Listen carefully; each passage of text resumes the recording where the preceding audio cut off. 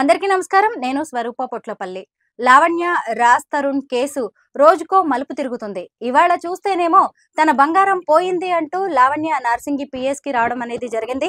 పైగా తన బంగారానికి సంబంధించిన లాకర్ కీస్ అన్నీ కూడా తన దగ్గర లేదంటే రాజ్ తరుణ్ దగ్గర మాత్రమే ఉంటాయి. అలాంటప్పుడు తన బంగారాన్ని ఎత్తుకెళ్లే అవకాశం అతనికి మాత్రమే ఉంటుంది. లేదంటే మాల్వీకి ఉంటుంది. మాల్వీ కూడా తన ఇంటికి 3 సార్లు వచ్చిందంటూ లావణ్య కొత్త కథని అల్లడమనాలో లేదంటే దీన్ని మరి మీరే దాన్ని డిసైడ్ చేయాల్సి ఉంటుంది. అయితే ఆమె పోలీస్ స్టేషన్ దగ్గరకు వచ్చి తిరిగి వెళ్ళడం మీద కూడా అనేక అనుమానాలు వ్యక్తమవుతున్నాయి. ముంబై వెళ్లి మాల్వీ ఇంట్లో కూడా ఆమె హల్చల్ చేయడం అది జరిగింది. ఈ triangle love story police station వరకు కూడా వెళ్ళింది. అక్కడి నుంచి రావడంతోనే కొత్తగా ఈ చోరీ కేసు అనేది మొదలైంది. ప్రస్తుతం నాతో పాటు సినీ క్రిటిక్ అనలిస్ట్ దాసరి విజ్ఞాన్ గారు ఉన్నారు. ఆయనతో మాట్లాడి ఈ కేసుకి సంబంధించిన అనేక కొత్త విషయాలు తెలుసుకుందాం. నమస్తే అండి. నమస్తే. చూసారు కదా ఈ రోజు లావణ్య చేసిన పని అంతా ఎంత హడావిడి ఉందో. మళ్ళీ మీడియాలో అంటే నిన్నటికి అక్కడికి అయిపోయిందేమో ఎపిసోడ్, కామా పడింది అనుకున్నారు. మళ్ళీ ఇవాళ ఇంకో కొత్తది మొదలైంది. మీకు ఏమనిపిస్తుంది అంటే 12 లక్షల విలువైన నగలు పోయాయని ఆ అమ్మాయి చెప్తుంది. అందులో ఖచ్చితంగా చెప్తుంది పుస్తల తాడు. ఇవన్నీ చూస్తుంటే మీకేమనిపిస్తుంది? బేసికలీ దిలీప్ శంకర్ గారితో తిరిగి ఈవిడకి ఆ తెలివి బాగా అబ్బింది. ఫస్ట్ ఆఫ్ ఆల్ ఈ క్రెడిట్ ఆయనకి ఇవ్వచ్చు చాలా హ్యాపీగా. కేసు వదిలేసాడులే, 10 రోజులు అయిపోయింది ఈయన కేసు వదిలేసి. ఇప్పుడు ఆల్రెడీ లాస్ట్ టైం ఈమెని డ్రగ్స్ కేసులో కాపాడినటువంటి లాయర్ ఉన్నాడు, బెయిల్ ఇప్పించిన లాయర్ ఉన్నాడు. తర్వాత ఆయనతో కొన్నాళ్ళు ఏవేవో అడ్డమైన ఎఫ్ఐఆర్లు నడిపింది, బ్రేకప్ కూడా అయింది వాళ్ళిద్దరికి. మళ్ళీ వాడికి కాల్ చేస్తే మొన్న వచ్చాడు ఆ స్విమ్మింగ్ పూల్ దగ్గర.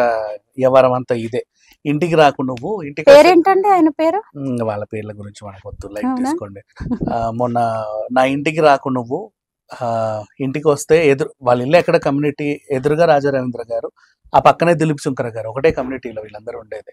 కోకాపేటలో అదే కమ్యూనిటీలో దిలీప్ శంకర్ ఉంటేది. ఓహో, వీళ్ళందరూ ఒకే చోట, అందుకే తగులుకున్నాడు. అందుకని చెప్పేసి సో నా ఇంటికి నువ్వు వస్తే బాగోదు, పక్కన స్విమ్మింగ్ పూల్ దగ్గరికి రా, సరే అక్కడ మాట్లాడదాం. ఈయన కూడా ఆనందం తట్టుకోలేక అక్కడికి వచ్చాడు.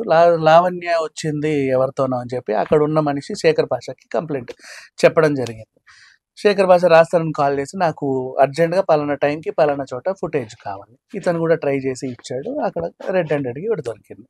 ఇది ఓవరాల్గా జరిగిన స్టోరీ. సో ఇక్కడ లావణ్య కొంచెం డల్ అయిపోయింది ఆ ఎపిసోడ్. సో ఇప్పుడు దిలీప్ శంకర్కి ఎందుకు క్రెడిట్ ఇవ్వాలి అన్నాను చెప్పనా. ఫస్ట్ టైం నార్సింగిలో కంప్లైంట్ పెట్టినప్పుడు ఈవిడకి 2 సార్లు అబార్షన్ అయిన విషయం పాపం ఆవిడకి తెలియదు. ఎవరికి తెలియదు? లావణ్యకి. అదేంటి తెలియదు లావణ్యకి. 4 days తర్వాత తెలిసింది ఆవిడకి అబార్షన్ అని. అలా అన్నమాట. మీకు అర్థమైందా? ఫస్ట్ తెలియదు, కంప్లైంట్ చేసిన రోజు తెలియదు లావణ్యకి, తర్వాత తెలిసింది. నెక్స్ట్ సేమ్ ఇప్పుడు కూడా అంతే. ఇన్ని రోజులు ఈవిడకి తెలియదు గోల్డ్ పోయిందని, మంగళసూత్రం పోయిందని చెప్పి ఇప్పుడు తెలిసింది.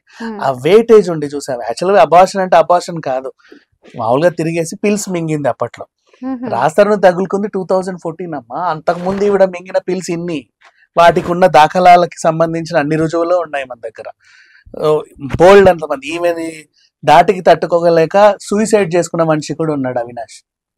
అర్పిత్ అనుకున్నాం స్టార్టింగ్ పేరు, కానీ అవినాష్. వాళ్ళ పేరెంట్స్ అడిగితే అర్పిత ఏంటో అన్నాడు, బట్ తర్వాత ఫ్రెండ్స్ కనుక్కుంటే అవినాష్ అని తేలింది. ఎవరు అబ్బాయి అంటే రాజ్ తరుణ్ కంటే ముందే వాళ్ళ ఇంట్లో ఏదో ఫంక్షన్ కి పెళ్ళకి కూడా వచ్చాడు. ఈమె తగులుకొని ఈమె దాటికి తట్టుకోలేక సూసైడ్ చేసుకొని చనిపోయాడు.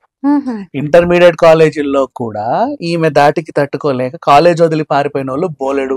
వాళ్ళందరూ కూడా మనకి టచ్ లో ఉన్నారు ఆల్మోస్ట్.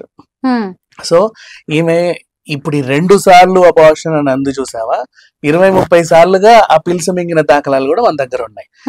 ఇక పోతే రాజ్ తరుణ్ నిందితుడిగా ఎందుకు చేర్చారు అంటే, ఒక అమ్మాయి వచ్చింది, పలానా ఓడు నన్ను 10 సంవత్సరాలుగా పెళ్లి చేసుకుంటానని నమ్మించి మోసం చేశాడు, ఇదిగోండి రుజువు, నువ్వు చెప్పింది నిజమా కాదా అనే దానికి రుజువు ఉంది కదా, అది డిక్లేర్డ్.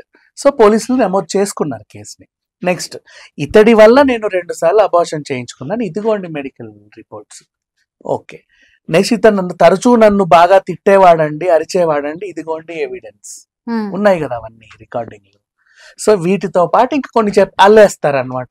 మా అత్త మామ కూడా నన్ను కొట్టేవాళ్ళు, అత్త అయితే రాచి రంపాన పెట్టేది, మామ కూడా నా జాకెట్ చింపేవాడు, నెక్స్ట్ మళ్ళీ వీళ్ళ ఫ్రెండ్స్ దగ్గర పంపమని నన్ను ఫోర్స్ చేసేవాడు, నాకు డ్రగ్స్ బలవంతంగా ఇలా గొంతులో పోసేవాళ్ళు, ఇవన్నీ చెప్తుంది.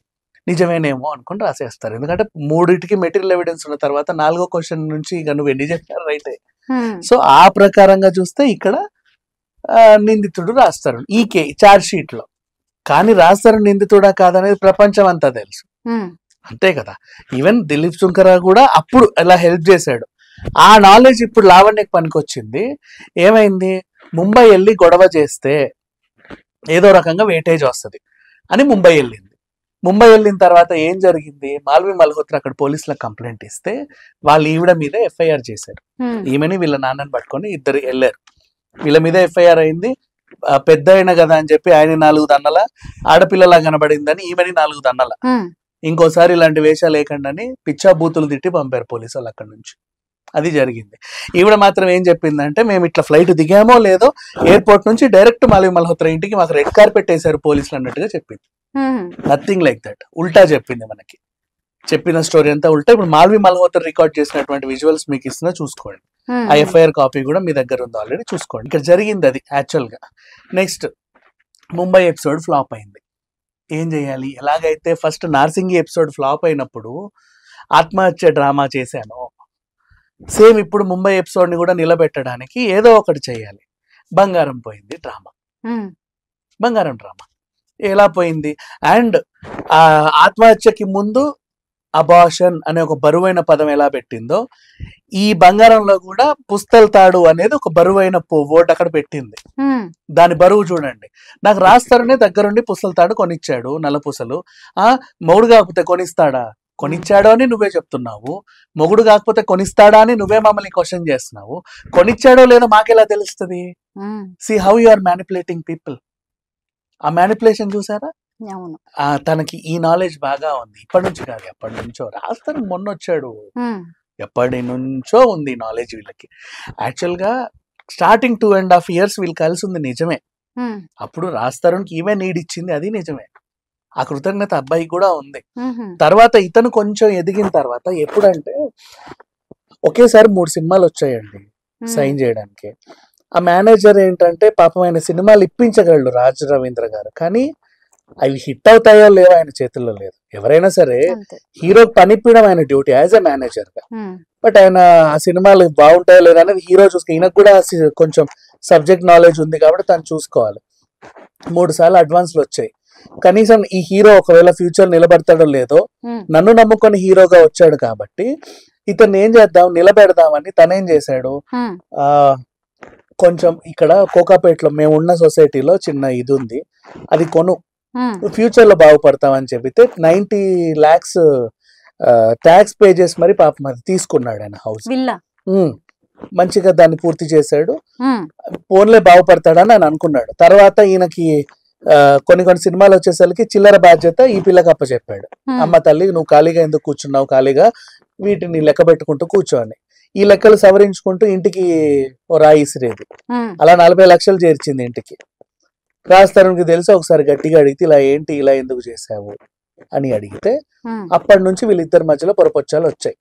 రాజుకున్న ఇంకొక చిన్న ప్రాబ్లం ఏంటంటే, ఫిజికల్ గా ఈ అబ్బాయికి నువ్వు గట్టిగా అరిచేసావనుకో లేవలేడు అబ్బాయి, ఇలా షివర్ అయిపోయి ఇట్లా ఉండిపోతాడు నువ్వు గట్టిగా అరిస్తే.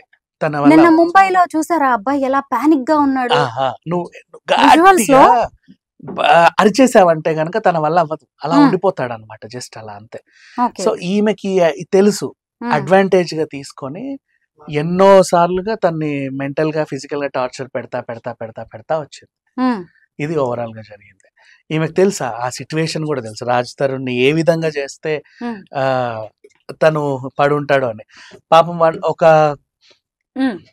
కాసేపు ఆయనకి ఫోన్ రాగానే లేపకపోయేసరికి ఏమైందో తెలియక అప్పుడప్పుడు హర్యానా వాళ్ళు ఇంటికి వచ్చేవాళ్ళు కంగారు పడి.